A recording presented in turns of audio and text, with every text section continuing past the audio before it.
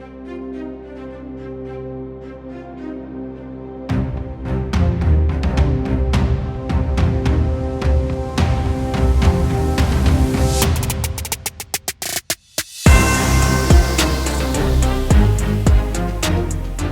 for tuning in to the Football Talk Squadron. I'm Dutch.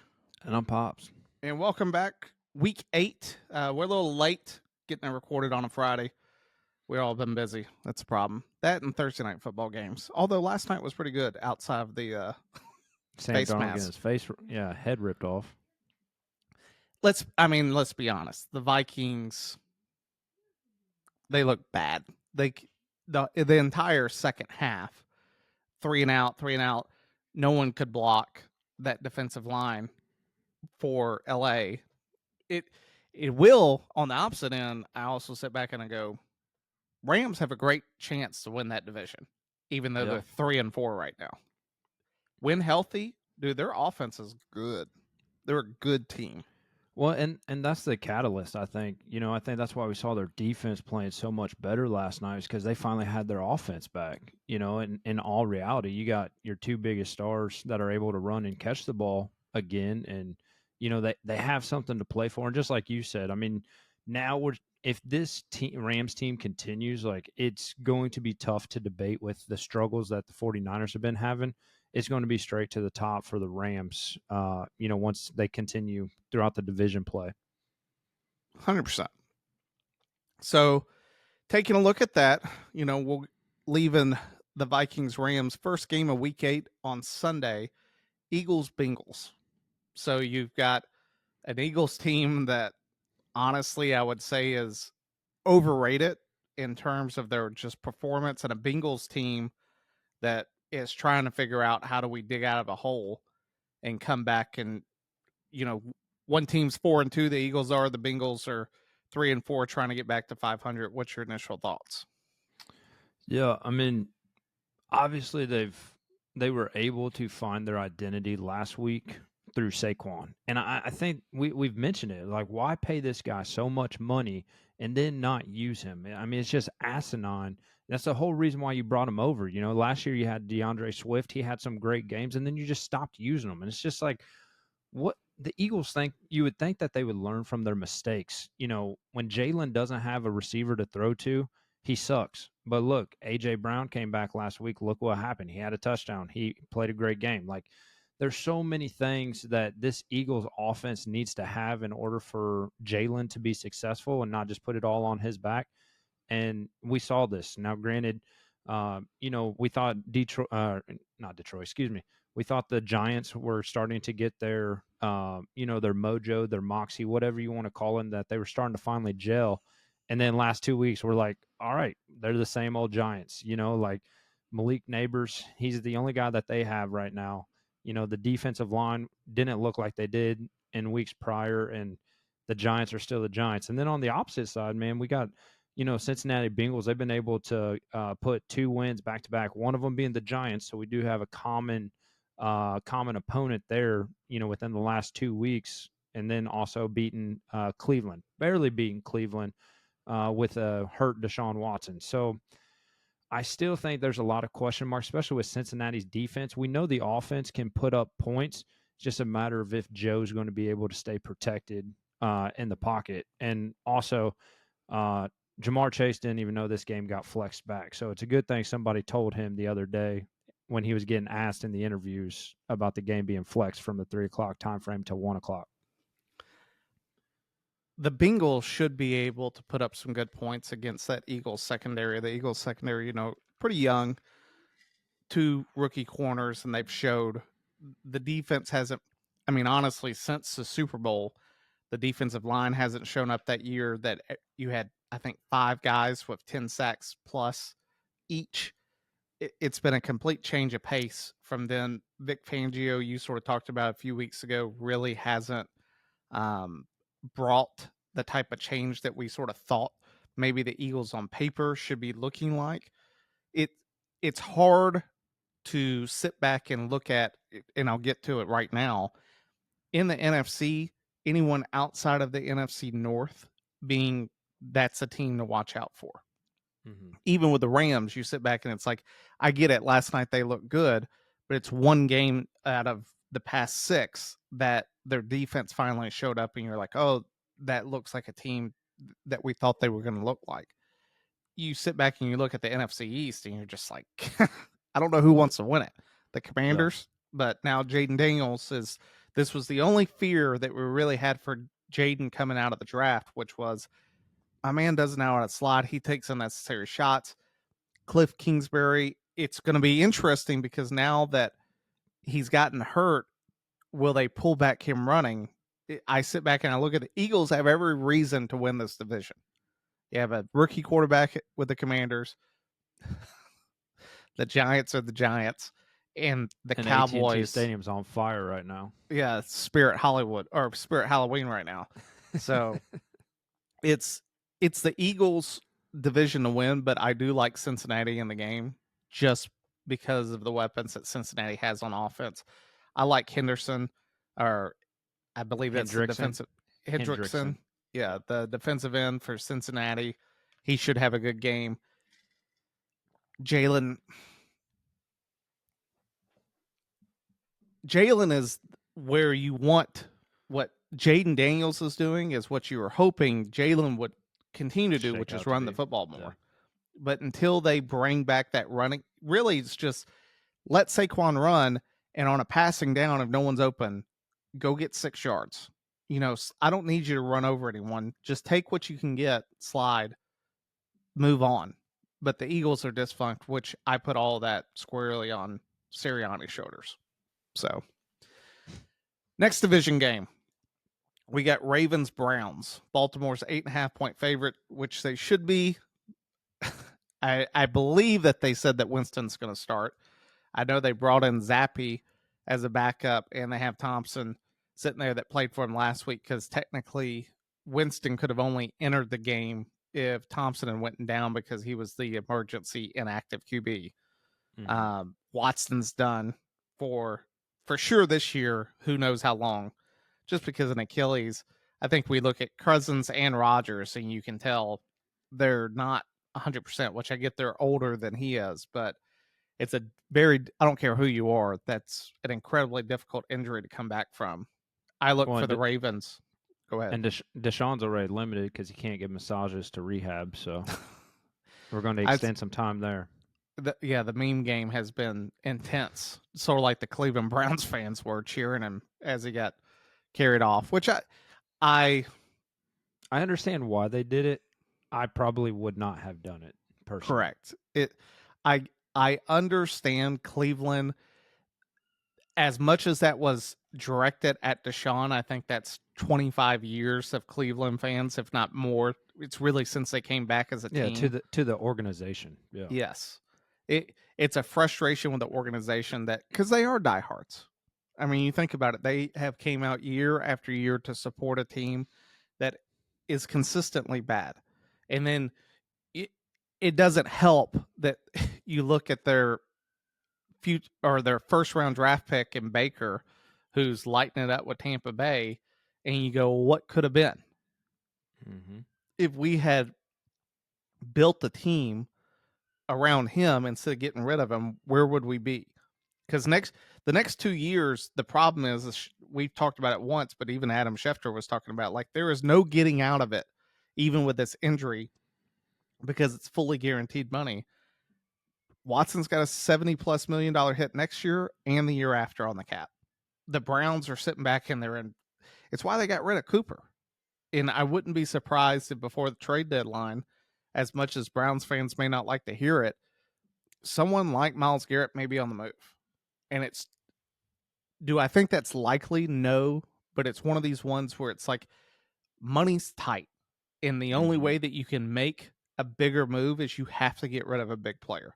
No one's going to take Deshaun now because of the Achilles. You sit back and you look at Chubb, maybe someone trades for him. Judy's on really a junior deal. Who's their biggest paid guy? It's Myles Garrett. So that's where they sit. I look for the Ravens to just hand it off to Henry about 30 times this game and coast to victory. Yeah, I agree. I think the Ravens have finally figured out their identity. with Derrick Henry in the backfield. And somebody said it the other day, which I kind of agreed with it. Tennessee Titans, he would just get the rock 30 times a game. And, first, second quarter really wouldn't pop off a big run, but he was able to beat everybody down. And then third and fourth quarter was where he started making his money. But right here with the Ravens, because of how you also have to guard Lamar, he's making money, from the first snap as soon as he gets the ball.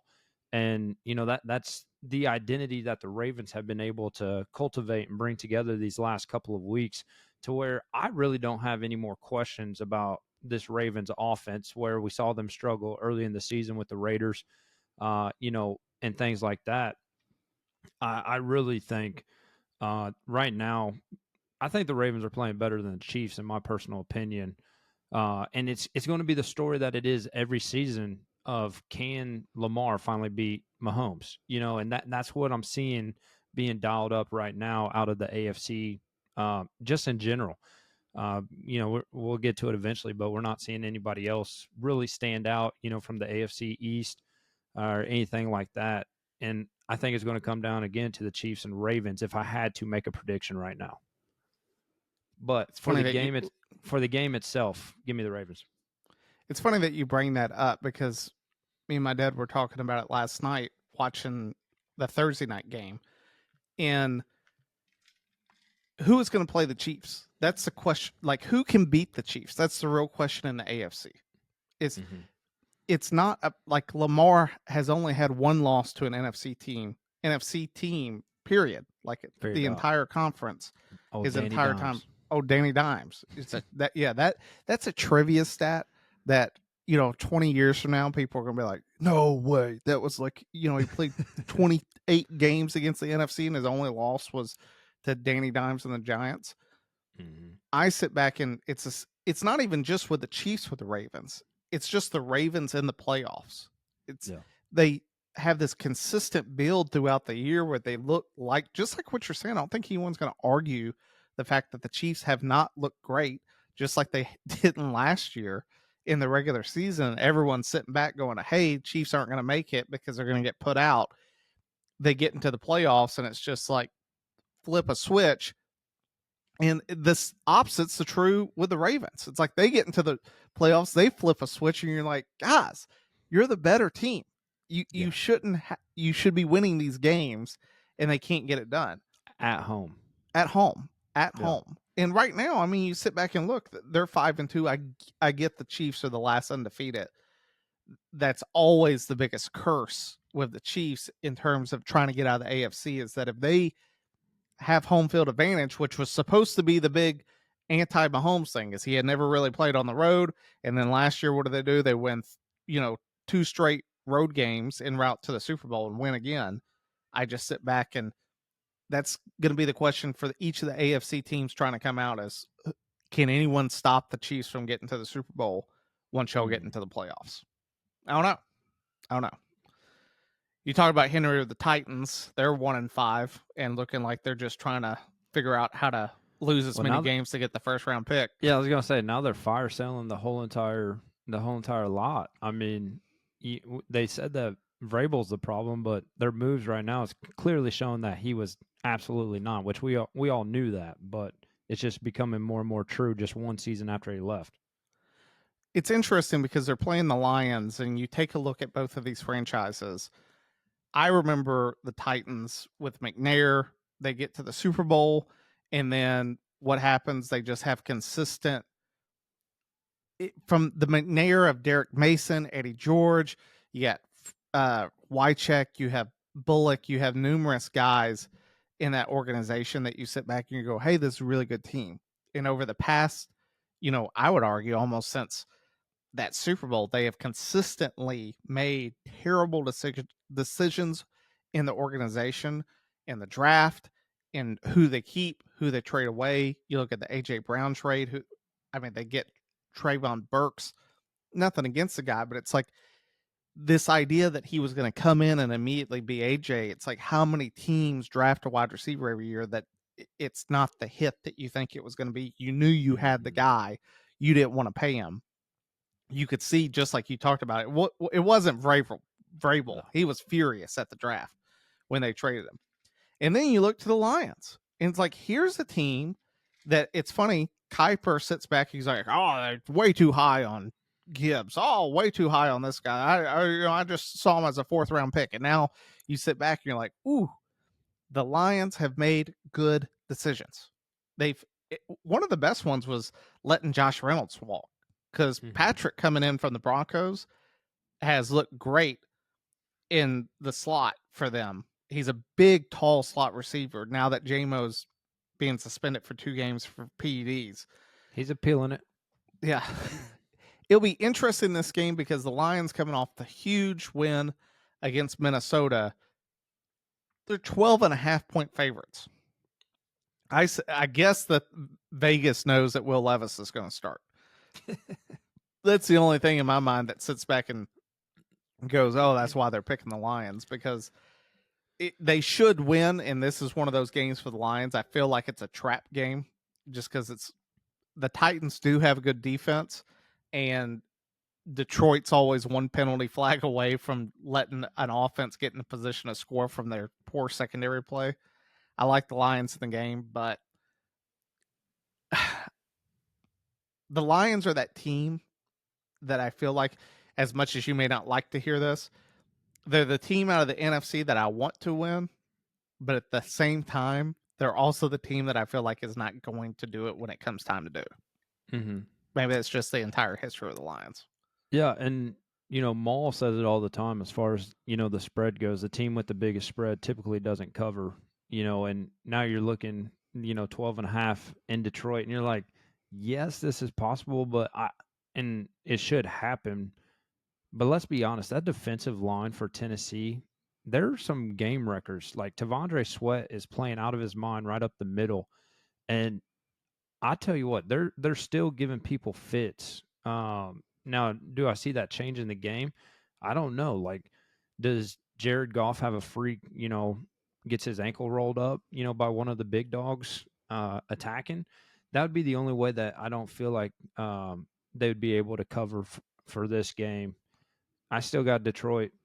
Yeah, if Will Levis, even if Mason Rudolph plays, I mean, it really doesn't matter. They don't have D-Hop anymore. They're just not a good franchise. And Detroit, really showed last week beating Minnesota Vikings, just dog walking them, showing, hey, we're here to stay. And I mean, it was an impressive victory, and I can't wait to see what Detroit continues to do. But I do agree with you in some sense that, hey, playing next year, or playing in the off season, I guess it will be next year, but later this year, when you're in the NFC Championship game, are you going to be able to get over the hump? I can't say it's going to be the 49ers again because they don't look that great, but are you going to be able to beat that next opponent to get to the Super Bowl? I think it's going to be out their own conference. Yeah. We're in it's weird, man. A very interesting point where all 4 teams out of the NFC North could theoretically still make have the playoffs. winning records. Yeah, and make the playoffs. You sit back, and if there's any team, I saw it on TikTok the other day that big Bears fan off of Barstool was talking about it. He was like, over the next 5 games, if they go 4-1, he's like, it's the playoffs. If they go 3-2, it's maybe. He goes, if they don't win 3 out of the next 5, he's Season's like, over. Go on the next year. Yep. It will be interesting for the Bears and for the Lions, but them having the win over the Vikings losing to the Rams last night, it helps set them up for longer term success in terms of playoff seeding and buys. Next game, Cardinals Dolphins. Is Tua starting this week or next week? I know he's back at practice. I'm not quite sure if it's been released yet or not on if Tua's playing. Yeah, he's playing this weekend. Tua will be encouraged to slide when he makes his expected return versus the Cardinals. Great headline. Dude, if they call a quarterback draw, play 1, I will. I'll probably just turn it off and go back to bed. Checks. Maybe wait. Yeah, we'll see. Miami's -4, so Vegas definitely thinks that Tua is going to play. Yes. Tyreek, I think the entire, I wouldn't be surprised to see the Dolphins come out fired up and put up some points after weeks of frustration. The issue for me with the Dolphins is that yes, Tua's coming back. McDaniels has shown, really, I would argue over the last few years, that he's not the coach That we thought he was. Yeah, he's not this genius. That have they won a game with Tua being out? Yeah. Should they have? No. They look bad. And even when Tua was playing, everyone remembers the game that he was hurt. Before he got hurt, they were still getting absolutely smacked by the Bills at home. Sure. Like, I just sort of sit back and I go, I get he's coming back and there's some excitement, man, because he's healthy and he's coming back. But at the same time, until I see something out of the Dolphins offense and for McDaniels as a coach, I'm not trusting the offense. Well, and that's exactly right. Like what you were going with about their offense. Like looking back, without Tua, we've got 3, 12, so there's 15, 10, another 15, 30, and then 10. So they put up 45 points in a matter of 4 weeks. So I mean, you're averaging 10 points, barely over 10 points a game. Without Tua. I mean, that just speaks volumes of itself. I know Tyreek was out as well. OBJ's still not playing. Like there's a lot of things that we thought this offense could be going into the season, and they're just not producing the fruit, man. I know that Tua is probably going to look rusty this game as well. The Cardinals are that sneaky team. Like every week we see it. When Big Cat puts out those barstool, like where does the team lie? And it's like the Cardinals fall into the line of right in the middle of like frisky, but sometimes not. It's just like you never know which Kyler's going to show up, which, MHJ, is James Conner going to have a big game? And you just don't know what to expect from them. The one thing that Miami's got going for them is that they are playing at home. I still like the Cardinals in the game. Just because Tua, it shows with rust. You haven't been playing. If I'm the Cardinals, I bring the house. I try to put him right back into concussion protocol. That's just the game plan. From a competitive standpoint. Yes, from a competitive. It's not me trying to be vicious. It's more just like, hey, you say you're good. We're going to hit you all game to make sure you are. Mm-hmm. Next up, Jets, Pats. Jets, he's run out of excuses for Aaron Rodgers. You have your boy now. You have Devontae Adams. They get blasted by the Steelers. Rodgers doesn't look good, which I was talking with my dad about.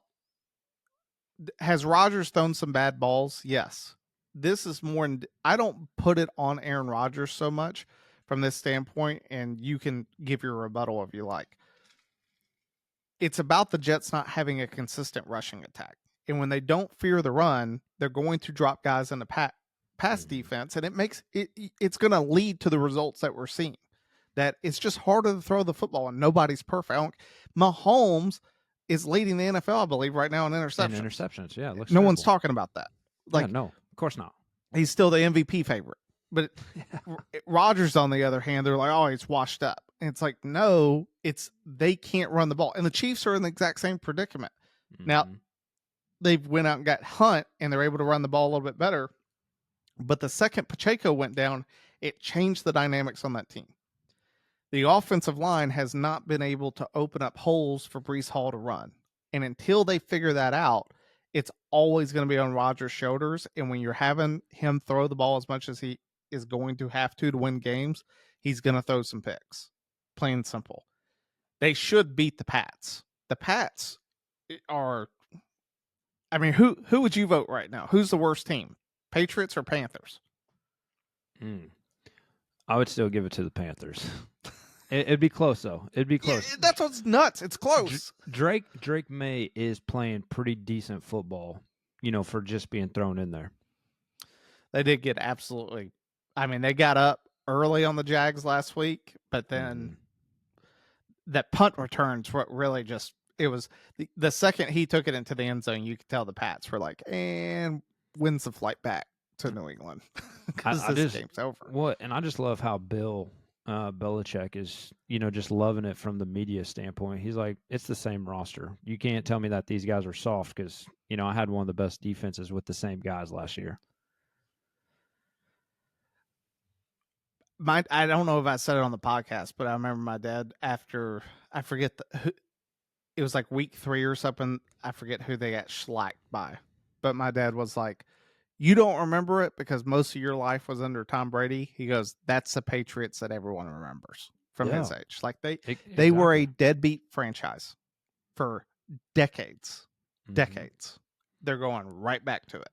And I didn't even realize that Pete Carroll, for the longest time, Pete Carroll was a head coach, before Belichick. And, that just, as well as a little time with Parcells as well. Like, you just, when you do those histories, you're like, to see who that coach ended up being, with the Seahawks, you're like, wow, for the game itself, with the Jets, I have so many questions. The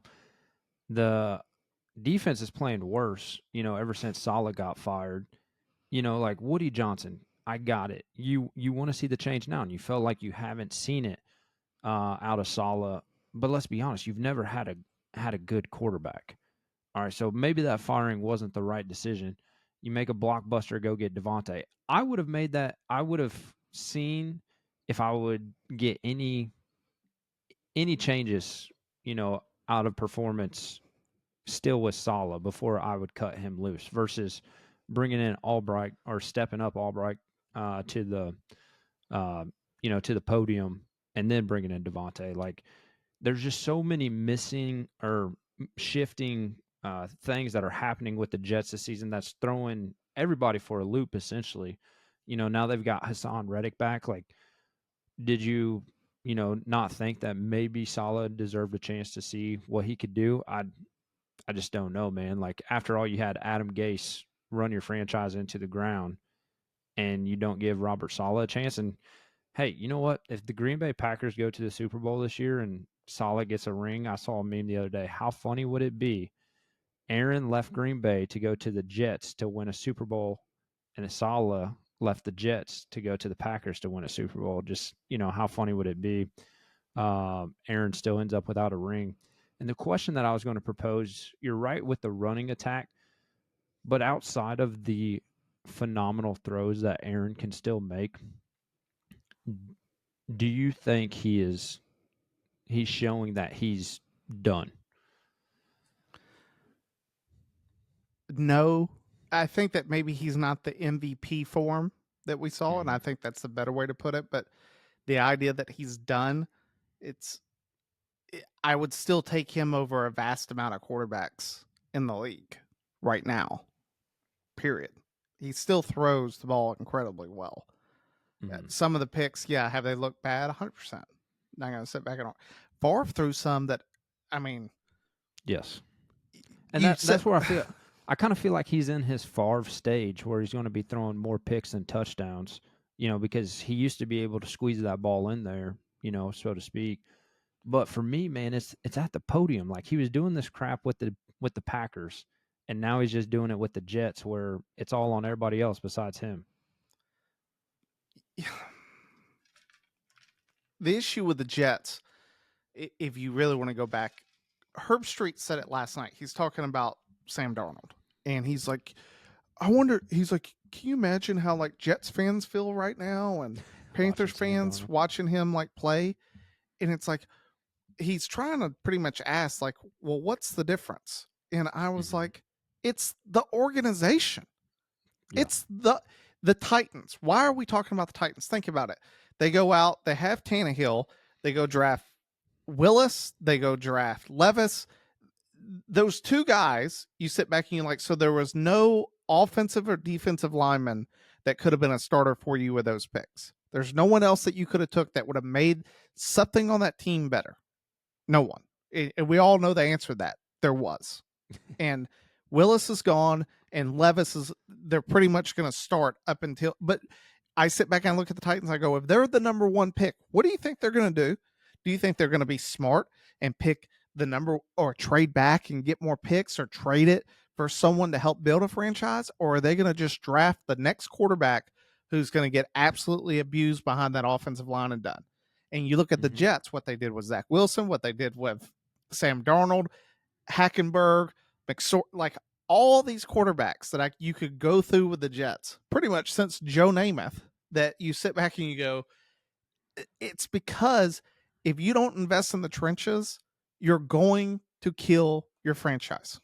Exactly. Period. Period. The Jets, I sit back and I go, I commend them from getting Adams because let's be honest, outside of Garrett Wilson, their wide receiver core sucks. Yeah, Mike Williams is not any bit of what he used to be, 3 seasons ago with the Chargers. Correct. And Conklin's not a bad tight end, but he's not this game changing, asset that it's like, hey, that's the dude that's going to make big plays. And then you look at Lazard, it's like, will he make he's like MVS. He's the exact same person. It's like every Mhm. once in a while he'll make a big play, but the vast majority of times you sit back and you're like, man, it would have been great if you would have caught that. He's not the dynamic force.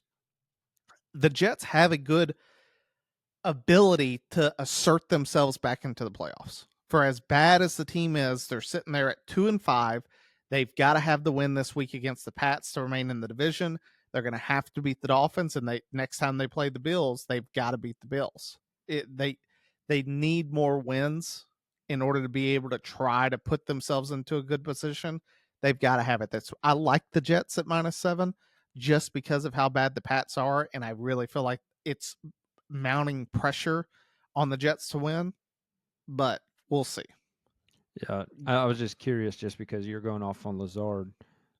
He has dropped a third of the balls thrown at him. He is 30 for 44. So, yeah. Shocker. Shocker. The next matchup, this one sucks because of the injuries. Falcons, Bucks.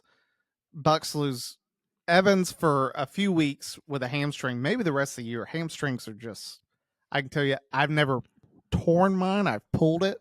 And that's one of those ones that just any given play, it can tweak and it's over. If you ever pull your hamstring, that bad boy lets you know immediately. And then Godwin may have suffered a career-ending injury with that ankle snap. That was ugly, awful. Mhm. And he even said it on the cart, like my career's over. Like I felt awful for the dude. Yeah, Um, they well, and Roquan just got fined for that tackle for a hip drop. yeah. So Baker's still going to sling it, in my opinion. It's just a matter of can the other wide receivers on the roster step up, and I think that is too much of a monumental task. Godwin was one of the best receivers, not just on the Bucks, but in the league In this the year league. Yeah. with receiving.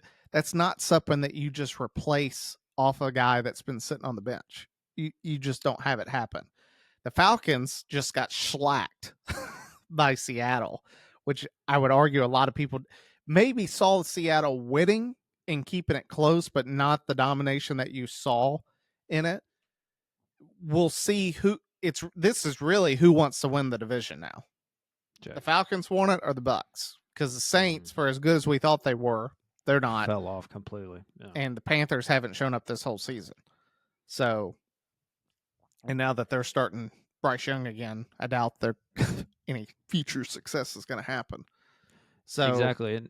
And that's the thing too that we're coming back. It's we can't forget how much the Buccaneers were up on the Falcons, and it's just almost like they let off the gas. I don't know, if Todd Bowles was changing up how he was calling his defense, or what the reason was.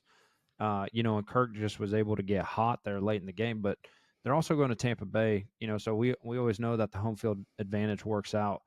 I feel like Baker has the ability, to utilize the guys uh, that aren't named Evans and Godwins, but the things that are going to matter are those critical downs when Godwin is in the slot.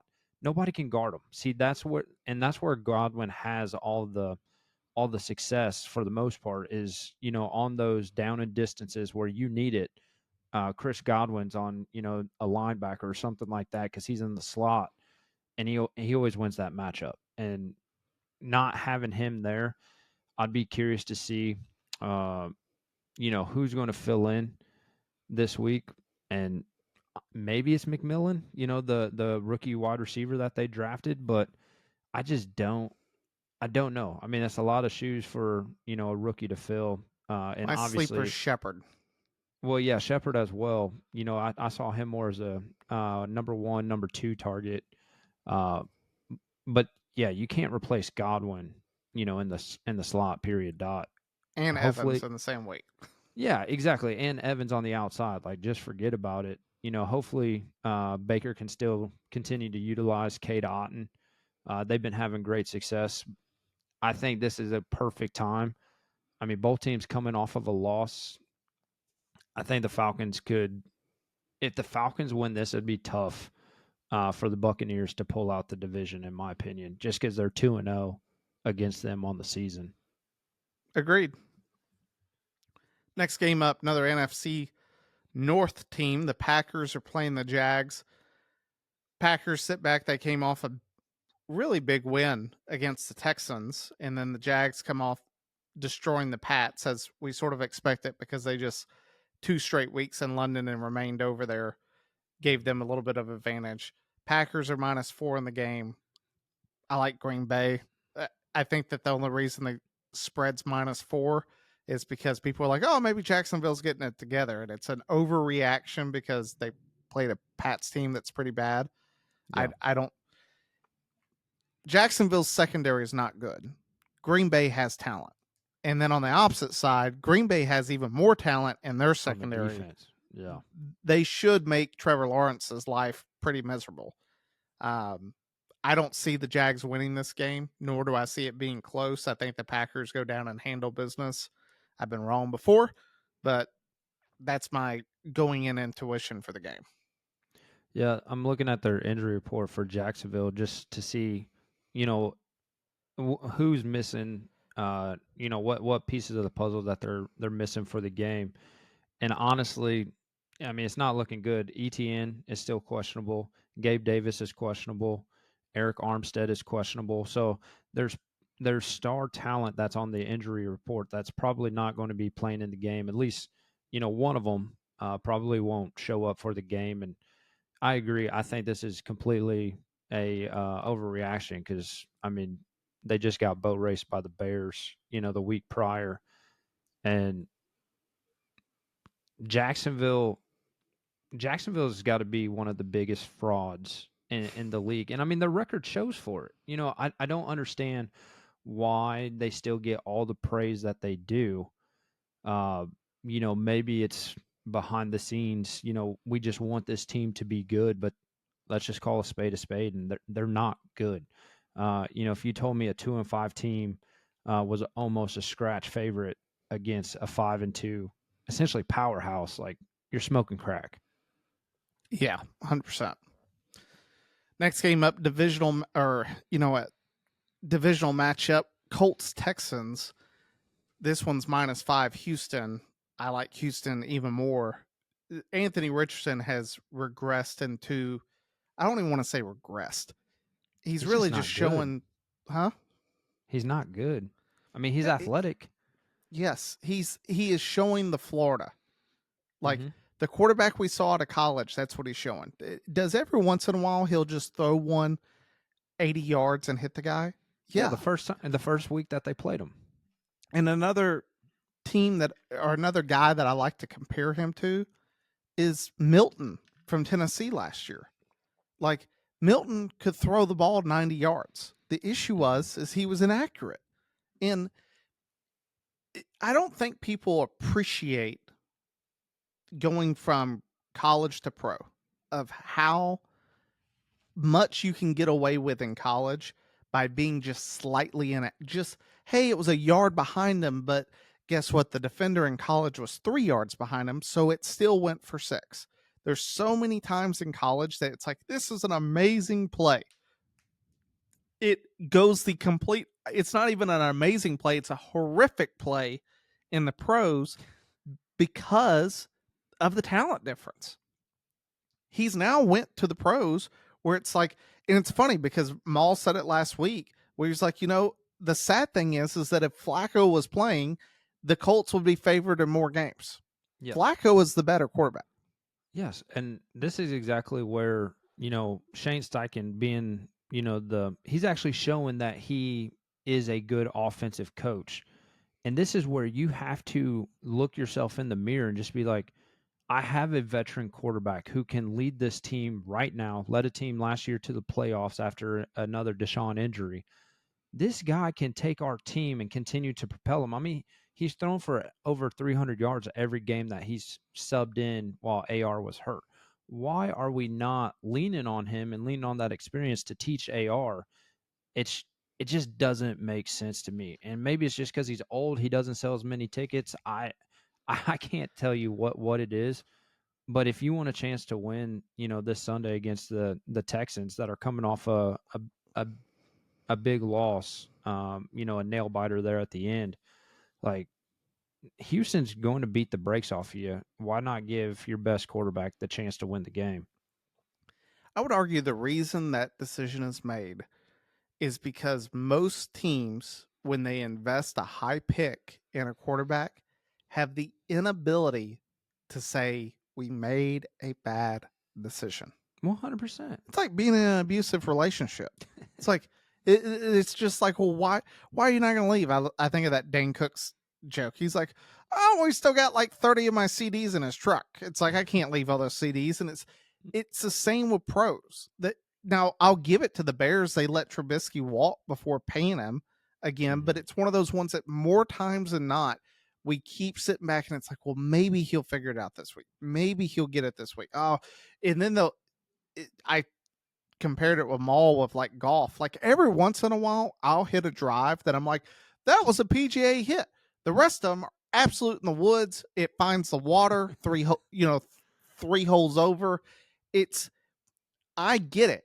I'm never going to play for the PGA. And there's sometimes that I sit back and I look at teams and they need to look at their quarterback and go, hey, he's not a franchise quarterback. And the ability for teams to make that decision, because I was telling my dad last night that I sit back and I look at the Titans and I look at other teams that are trying to build the Colts. Prime example, what you're talking about. What do you want to do? Do you want to find out that Anthony Richardson's still not the guy, or do you want to have a chance to win the division? Do you want to try to get into the playoffs and make something happen? What do you want to do? Because the sooner you can answer that question, it will determine how this organization is going to go. And it's why organizations like the Chiefs right now are the way they are, and it's why the Panthers are the way they are. Is because the Panthers are sitting back and they're going to do whatever they can to try to find a quarterback at the detriment of everything else on their team. They get rid of their best player. I sit back, I look at Brian Burns. They didn't pay him. He's looking really good with the Giants. And it's like, and now I saw on ESPN, it's like, well, what do the Panthers need? It's like, well, they need an edge rusher. And I'm like, they had one. You had like, one. They need a wide receiver. They had that too. Like the Panthers dug themselves into this hole.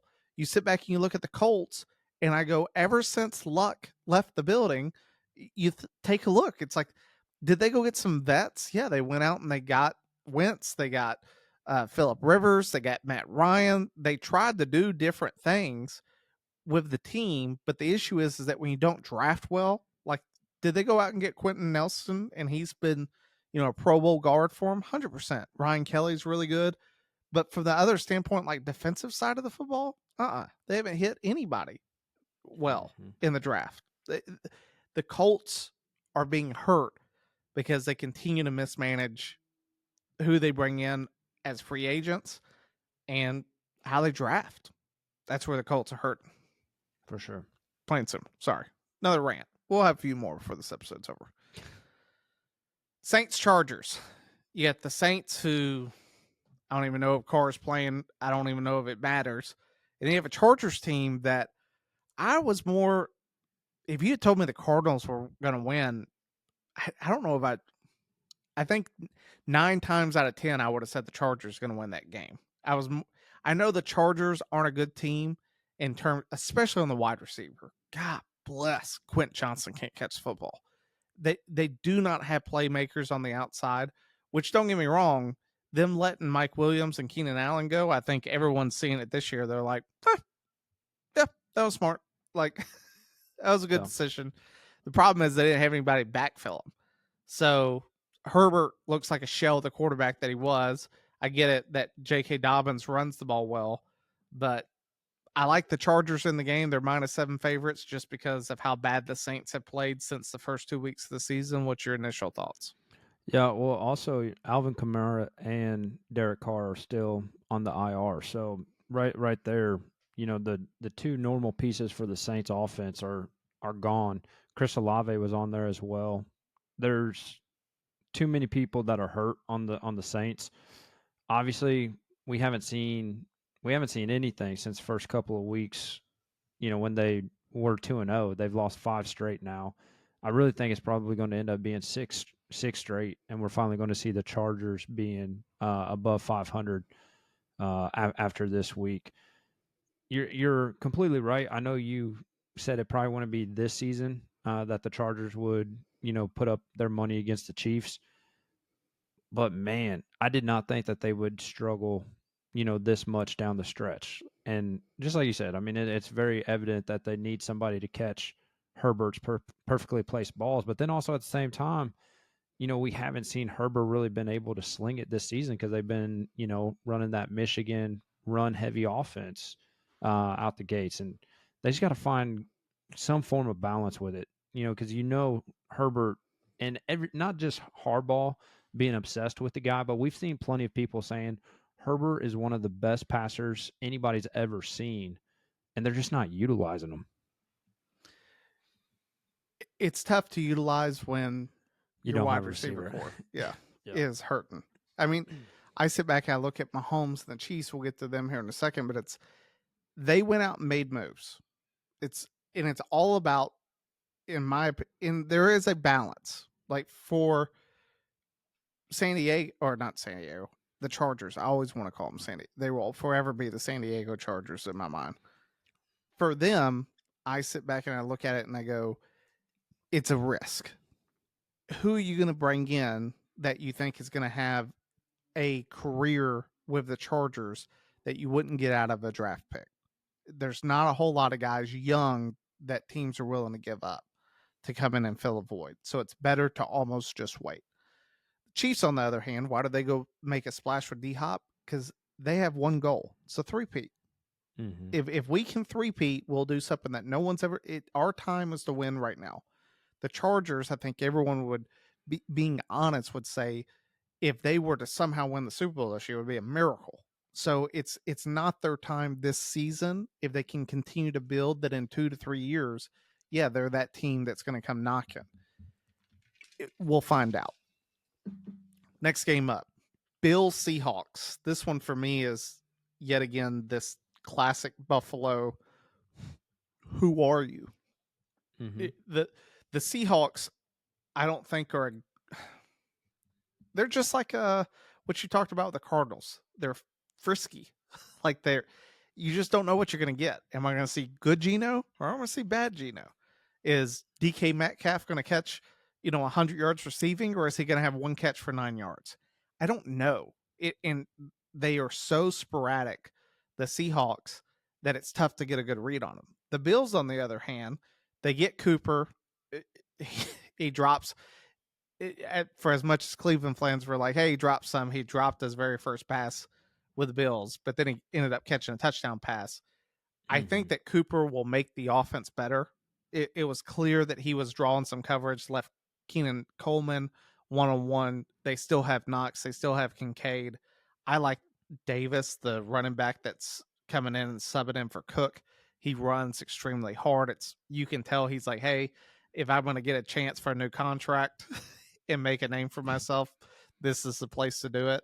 I like the Bills are -3 at Seattle. But this is one of those games for the Bills that I want to start to believe that the Bills are a team capable of beating the Chiefs team. I got to see more out of them. I got to see them beat good teams when they have to play them.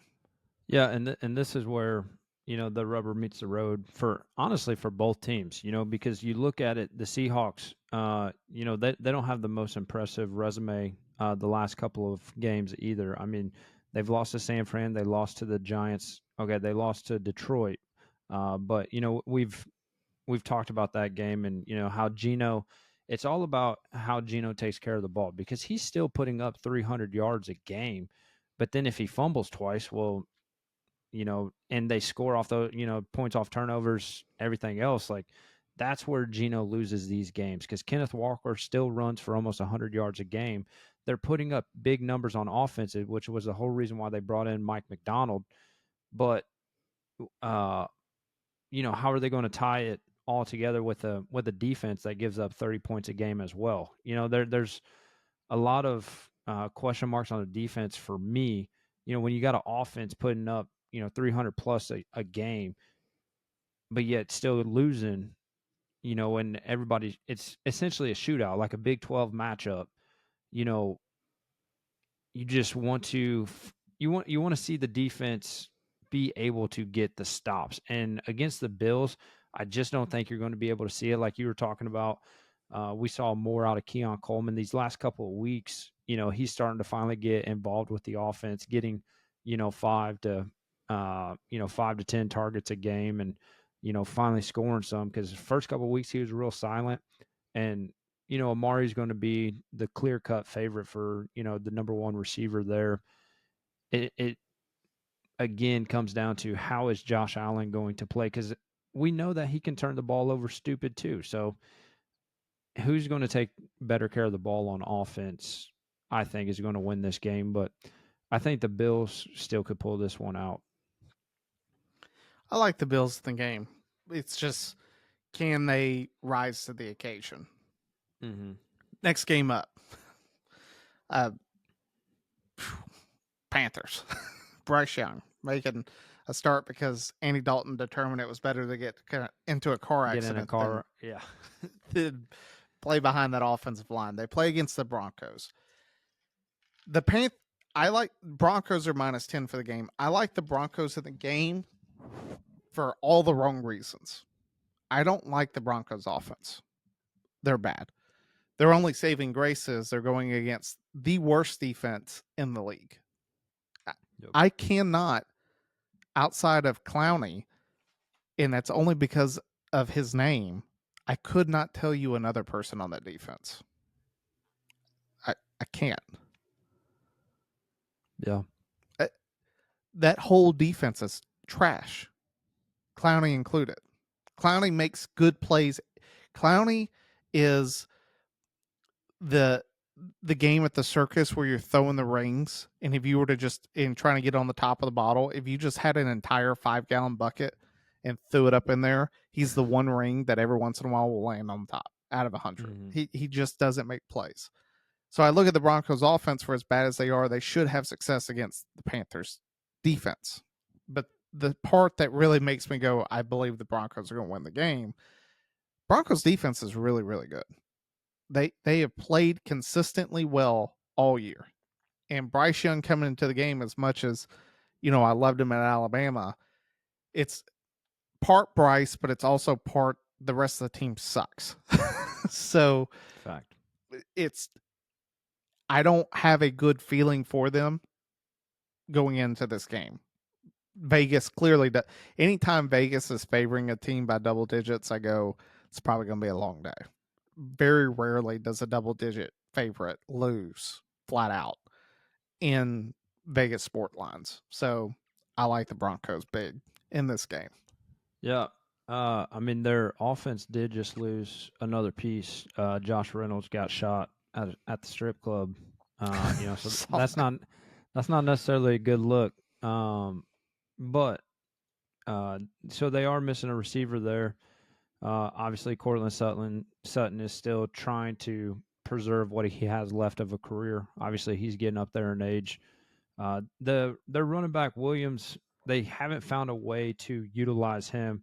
I was just looking at that. He's got 300 yards of offense this year, and that's right about in the mid game because I think Derek's got 800 yards already. and then most other guys have 6 or in the 500. So I mean, there's a deficit already with their run game versus their pass game, and Bo Nix right now is even with touchdowns to interceptions. So he's still making those rookie mistakes as you were talking about. That offense hasn't figured it out. We'll see if Patrick Surtain, he's still PS2 is questionable if he's going to play or not. But yeah, it's hard to go against Vegas in this when anybody this season is playing the Panthers, unless you're the Raiders. Yeah. Speaking of that, next game up, Chiefs Raiders. Chiefs go out, it's funny because a few weeks ago you weren't on the episode. I need to find the clip and clip it. I said I had this gut feeling when Rice went down that the Chiefs were going to make a splashy wide receiver pull. Mm-hmm. They did that. They go out and get D-Hop. A lot of people are going to sit back and be like, "Oh, D-Hop is not the same D-Hop." I'm going to agree with them. I disagree. Well, yeah. I agree with him in terms of he's not Houston D-Hop. I get correct. That. Yes, he's older.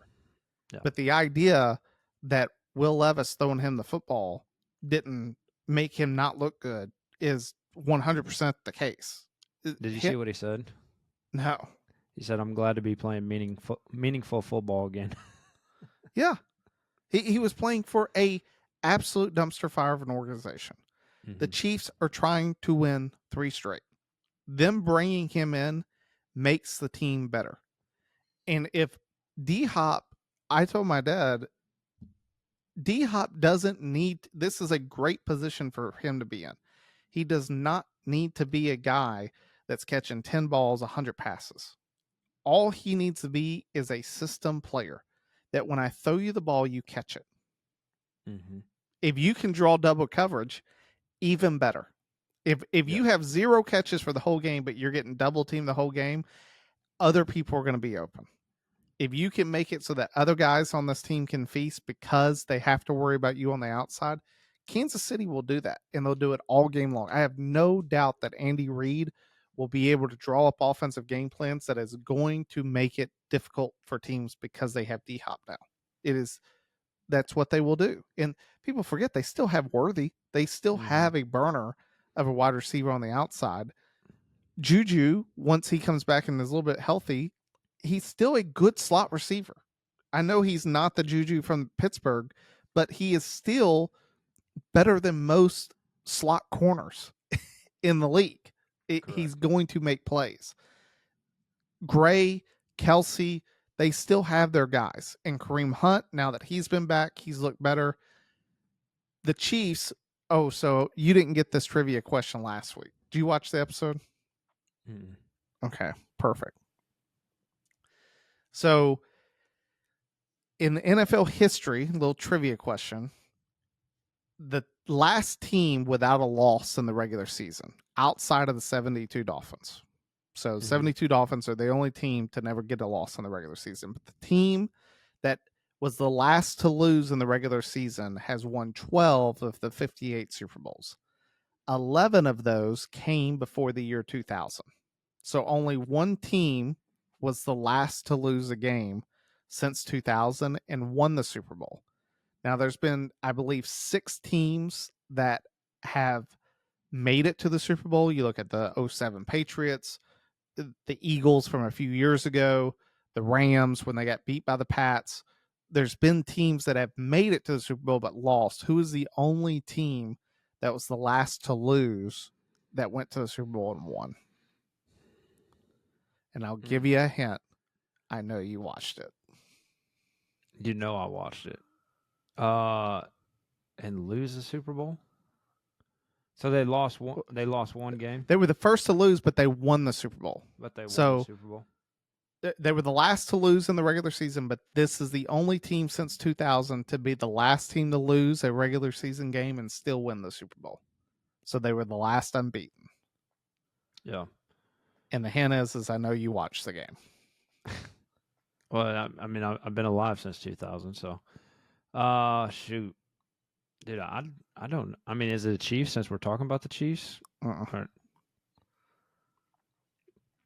The only one that I would want to say, because I'm not good at keeping up with records, but is it Saints?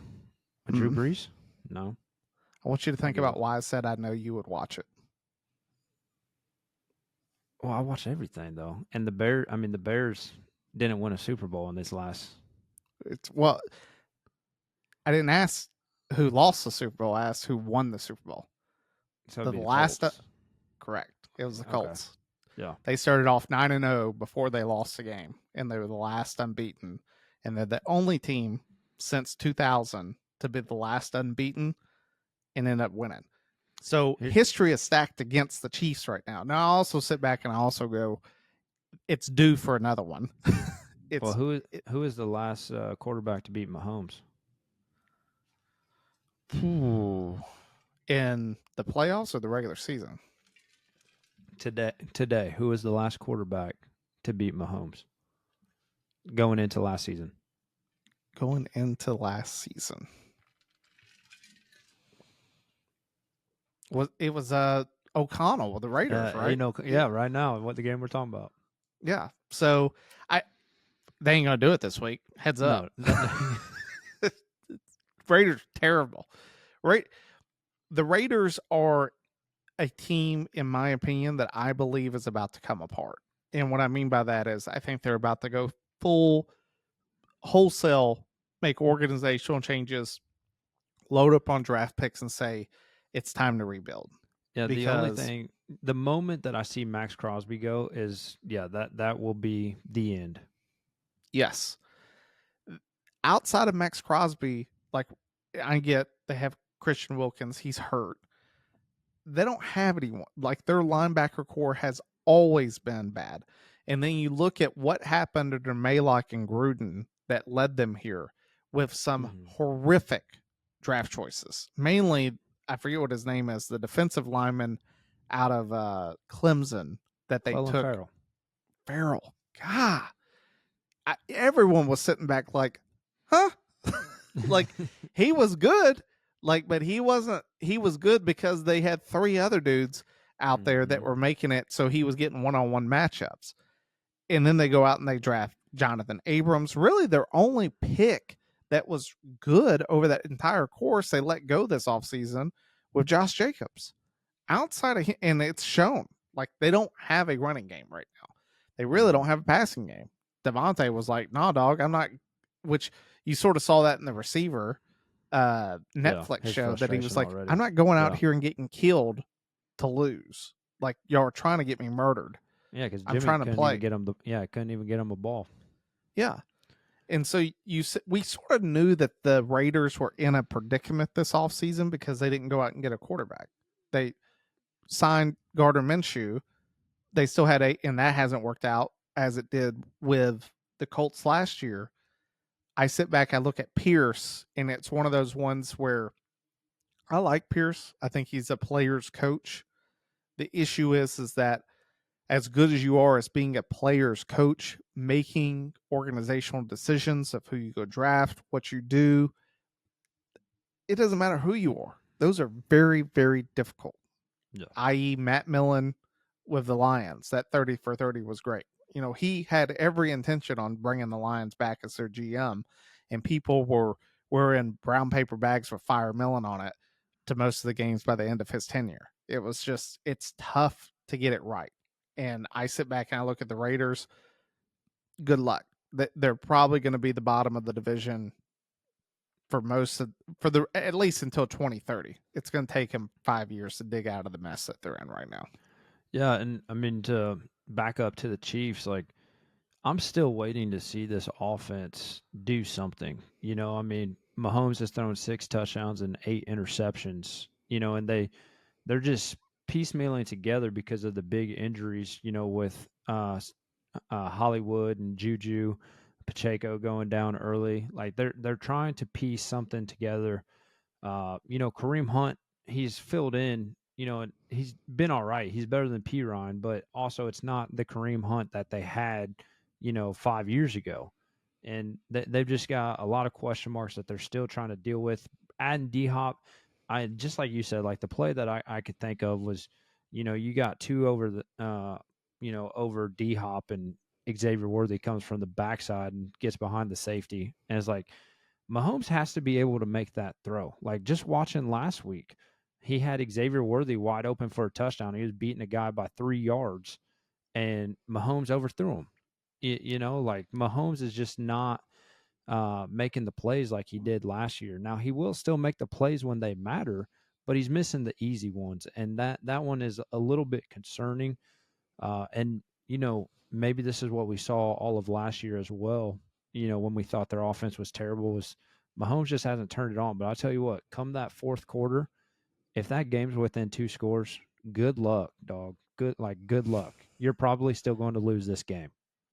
I literally said that last night. Is 2 scores is even better, but I told my dad, I was like, if it's a 1-score game and Mahomes gets the ball, you go ahead and just forget it. He's gonna score. That's what's gonna happen. They're going to score.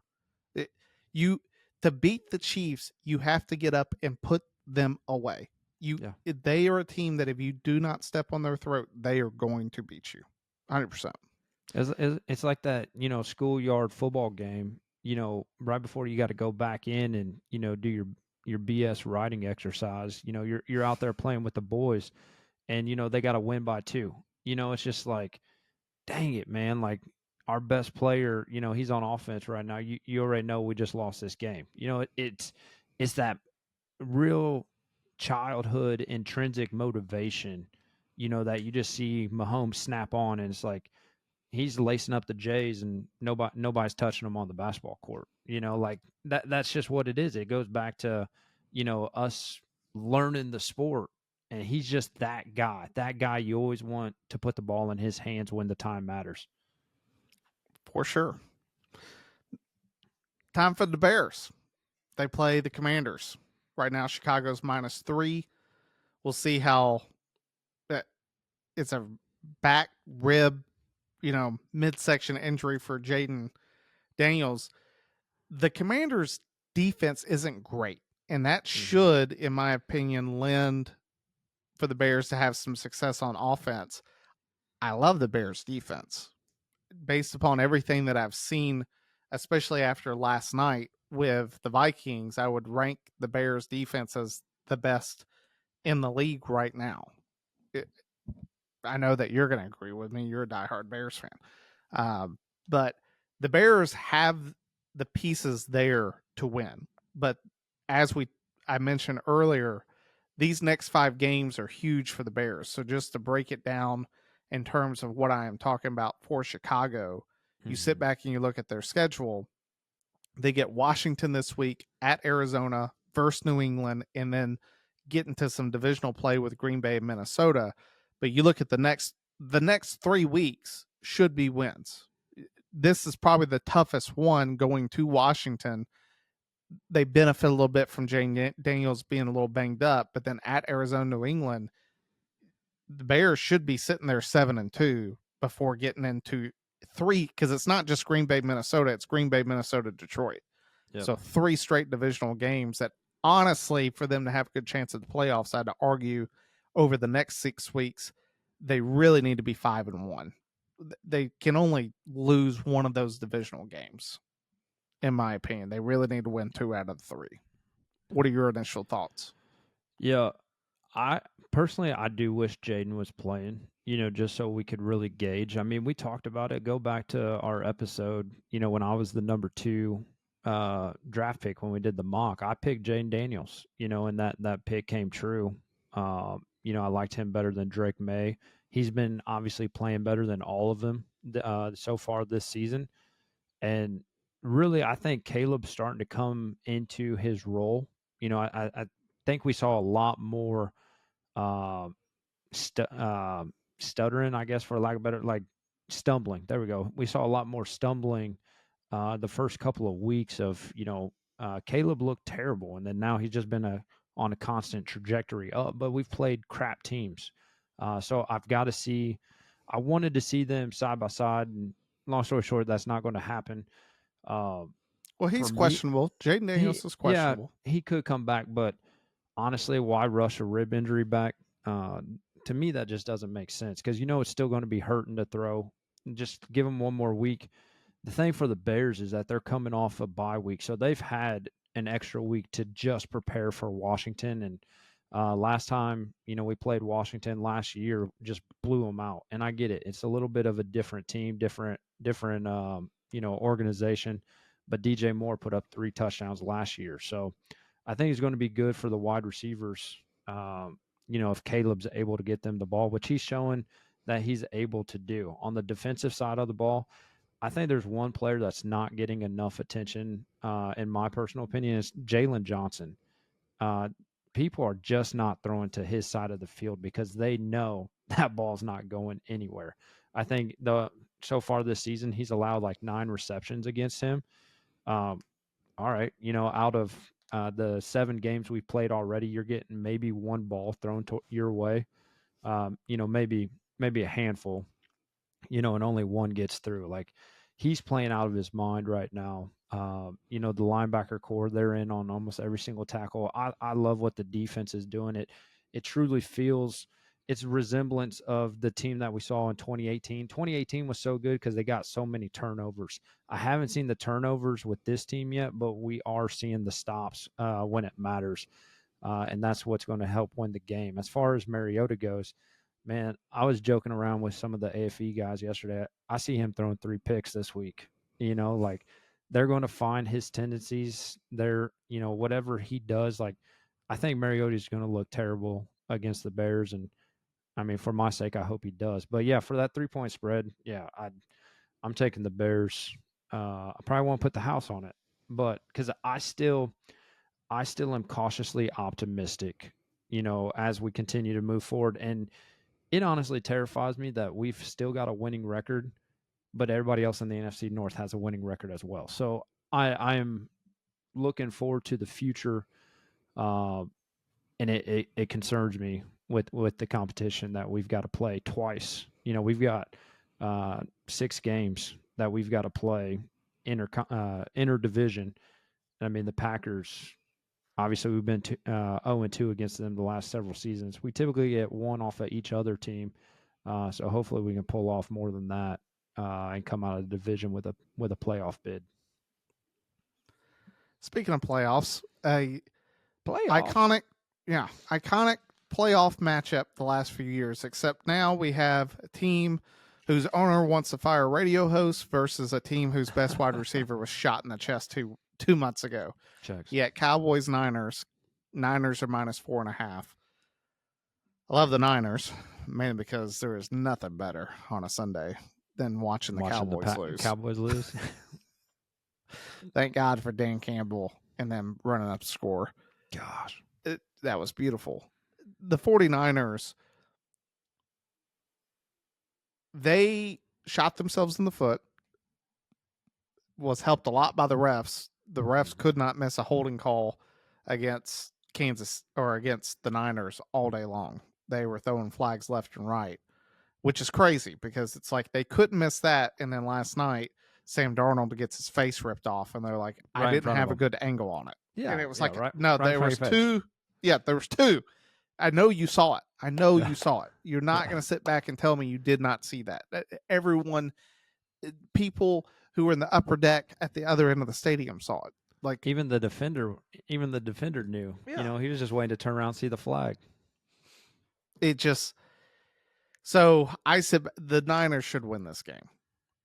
Can I see Dallas winning it? Yes, and it will be because the Niners don't have any. It's not even a don't have offense. Ayuk didn't perform all year.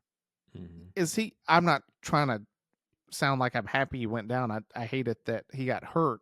But in terms of like it's going to change the dynamics of the offense, he did nothing all year. He did nothing. So I think getting some other guys involved is only going to help San Francisco because Ayuk didn't do anything. Mm-hmm. On the other side, the Cowboys don't have anyone to do anything. So it's the Niners' game to win. If they can just limit Dak from throwing, the Niners are going to win the game. Plain simple. And we already know Dak's going to throw, probably 50 times a game, from here on out because he just doesn't have anybody in the backfield. If the Cowboys want to win the game, they primarily got to rely on Dak to be the one to do it. And, I was watching Get Up this morning, and they were just going on about press interviews while Jerry's doing his stadium tours. And it's just like, this is why the Cowboys will always be the Cowboys, until Jerry gives up control. And we all can draw our own opinion on that, but it's going to be on his deathbed is when Steven will finally get to take over the team. And until that happens, I mean, Jerry's such a smart guy. You think he would realize that, by looking in the mirror, he realizes he's the issue. And we've known it for years between Jimmy Johnson getting fired and everything that went on, all the way through the 90s. It was that thing that you sent out where Jerry was like, Henry wouldn't have the success that he's having here. Dallas isn't built for that. And it's Why would you not try it? Yeah, I just sort of sit back and I go, so your answer was a washed up Ezekiel Elliott and Dowd? Yeah, Like, yeah, exactly. Henry wanted to come play for you. Like, Mhm. it's the inability to put any blame on it. I still remember I did a tour, Holly, she loves a stadium tour. We did a stadium tour. If you want to talk about the most egotistical person in the entire planet, it's Jerry Jones. Every quote in the building is Jerry Jones. And then I remember we went to the press room, and one of the things that they were like, they try to make it seem like a good thing, and you sort of sit back and you're like, that's not a good thing. There's pictures in color and there's pictures in black and white. And they were like, do you know what the difference is? And they're like, everything in black and white was before Jerry Jones. And I was like, the fact that that's a thing in the stadium, you need to go back and be like, yo, dog, check yourself. Like, you know how many Super Bowls Jerry's won? I know he's got 3. Yeah. I'm saying 0. Jerry's never played on the field. The players win. Did he get lucky with trading Herschel Walker to the Vikings and getting a buttload of picks? And 100%. They got really fortunate with who they drafted? Yes. A blind squirrel finds a nut every once in a while. And that's Jerry Jones. You sit back and you look at the last 25 years of how they've done with organizational decisions, and you cannot sit back and have anyone else to blame but Jerry Jones. It makes my heart happy they lose every week. I will say the only time that I think the Cowboys got hosed was when Des Bryant made that catch against the Packers. I will agree with you 100%. He called the football. But that's the only team that I legitimately think had the opportunity, and it got taken from them. Final game. Giants Steelers. I will go exactly what you said. For as much as I was like, oh, maybe the Giants with neighbors are a little bit better. No. They're the same old Giants. It's Belichick pointed it out. They have a left tackle who shouldn't be playing left tackle. They spend a draft pick in Evan Neal from Alabama, he's not even starting, not even playing offensive line. Their offensive line is in shambles. Can't really do anything about it because you paid $160 million to Danny Dimes. You let Saquon go. Your best receiver is a rookie who is dealing with a concussion protocol. Outside of him, you don't have anyone. You trade it for Darren Waller, who retired. Then you look on the defensive side of the ball. Thibodeau's hurt. You still have Dexter Lawrence, who plays extremely well. Brian Burns. Who are you going to pay from those 3 in the following years? Don't know. You pretty much brought Burns, in my opinion, in for 1 to 2 years. Yeah. And then you're going to have to ship him out if you want to keep Thibodeau and Lawrence. So the Giants are a mess. Steelers, on the other hand, I don't want to sound like I'm taking anything away from Russ. He played better than I thought he would. I thought that he was going to continue to play like that play I sent you. When he skipped that ball behind that dude and Tomlin sort of sitting there, like, you could tell he's like, what did I just do? That's what I thought we were going to see the whole game. It's going to sound like I'm taking something away from him. He needs to be lucky that he has George Pickens on the outside, because that dude 100%.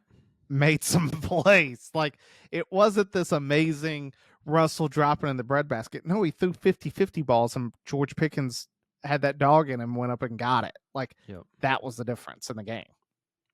Their defense played great. Yeah, and I was watching Orlovsky talk about it the other day, and I can see both sides of the argument, but he was trying to make a point was like where with Fields, he gets the ball there so much faster that the receiver doesn't have the opportunity to adjust. Where with Russ, it was like a second and a half, maybe 2 seconds longer to get the ball somewhere versus Fields. He was comparing different routes. Anyways, long story short, I was like, you know what? The receiver should know when the ball is going to show up.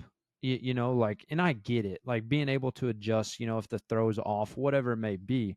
But at the end of the day, man, it's like what you're telling me is just Russ doesn't have an arm anymore, and that's why he's got to throw them moon balls for Pickens to go get 50-50s, like that's all that you're telling me right now, Dano. The Steelers are going to be in the exact same position they were last year. The Steelers are probably going to make the playoffs. They're probably going to be in like 9-8. And we're going to sit back and we're going to go, well, you're not good enough to get a really high draft pick. You're not bad enough, or you're not bad enough to get a high draft pick. You're too good to really get someone that's going to be a dramatic impact on your team. I just sort of sit back and look at them and I go, Russell's probably not going to be the answer. I like it from the standpoint of keeping Russ or Fields to build the rest of the team up. It's like having a Flacco. If I'm the Titans, I'd rather go sign a veteran instead of drafting a quarterback that I'm not sure about and get the rest of the team right, which is sort of like the Bears. The only question for the Bears right now is, can you fix the offensive line? Yeah, 100%. The guard they signed has not lived up to it. They have problems on the offensive line. And the second that the Bears can get an offensive line that you're like, ooh, they're good. If the Bears trade it with Detroit right now, you'd sit back and go, Bears are probably the favorite to win this in terms of the NFC. Once Chicago figures that out, they're in a business. Pittsburgh, I'd argue, is in the same boat. TJ Watt, the issue is for Pittsburgh, TJ Watt's getting older. Yeah. Hayward is pretty much there at the end of his career. He may have less than 3 years remaining of just really good play. He may be a Calais Campbell that keeps bouncing from team to team and keeps playing for another decade. But the Steelers' window is closing on the defensive side of the football. They're going to have to find another big game changer player on the end.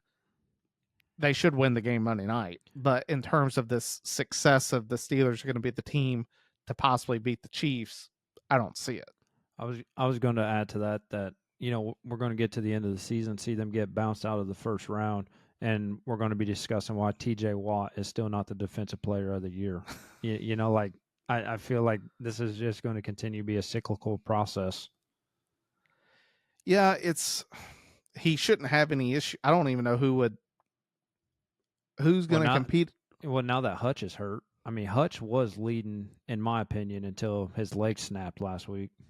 Yeah, but from the standpoint of who is the guy leading the league right now, I'd argue it is TJ Watt for Defensive Player of the Year. No one else has risen up to that level to take that from him. But that rounds out the week. You got anything else? No, I mean, overall, like if I had to give 7 weeks in, approaching halfway, I would say the season is still showing to be so much more unpredictable than we could have expected. If we went back and watched our predictions, I think we would be shocked by some of the things that we thought was going to happen that just not even close. It's funny you talk about that because next week, the prediction episode midway through, we're going to get into what we talked about halfway, our biggest regrets, the biggest, things that we wish we had said and things we wish we had never said. I think, let me see, what's going to be the major point of topic? I'm going to go with probably the Jets winning the division. Yeah, that's close. That the Eagles making the NFC Championship game. That's probably going to be our highlights for that, and the Vikings being the worst team in the NFC North. Yeah, completely wrong about that one. Yeah, we had some misses. We did have some hits. But outside that, you got anything else? No, man. Well, join us next week for the mid-season review, and we'll break it down from there. Thanks for tuning in. Time to pull chalks.